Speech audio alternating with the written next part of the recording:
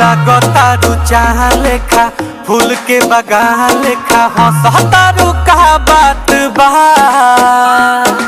अखिया शराब लेखा चेहरा गुलाब लेखा दिल में समा जात बा। कौन पे चमके कपड़ा रे समके बोली बा गिटार लेखा साज में सितार लेखा काबू में न जज्बात बा। हवा में रुमाल लेखा खुला खुला बाल देखा चले तो लहरात बा।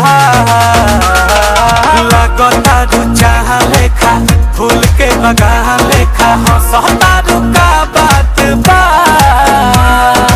अखिया शराब लेखा चेहरा गुलाब लेखा दिल में समा जात बा।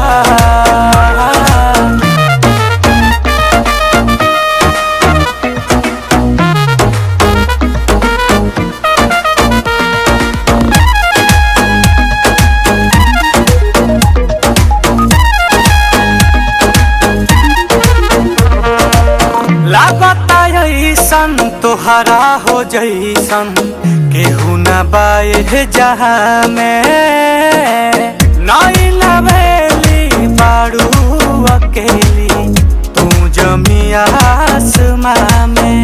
तोह से मिल के अच्छा लागे दिल के झरना के पानी लेखा जोश में जवानी लेखा धीरे धीरे बल खात बा। प्यार के कहानी लेखा बारू जिंदगानी लेखा तोहरो मिलल साथ बा। लागतारू चाह लेखा फूल के बगान लेखा हंसतारू का बात बा। अखिया शराब लेखा चेहरा गुलाब लेखा दिल में समा जात बा।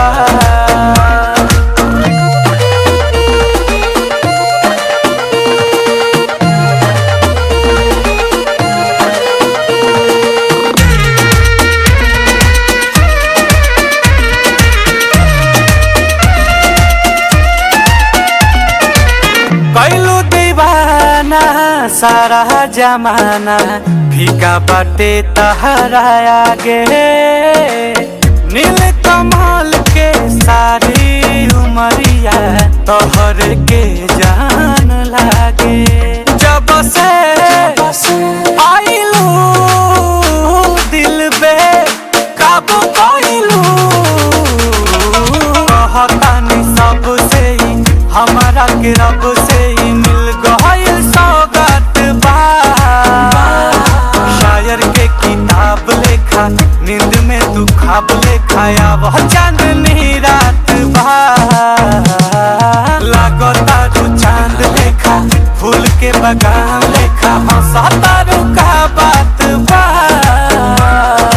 अखिया शराब लेखा चेहरा गुलाब लेखा दिल में समा जात बा।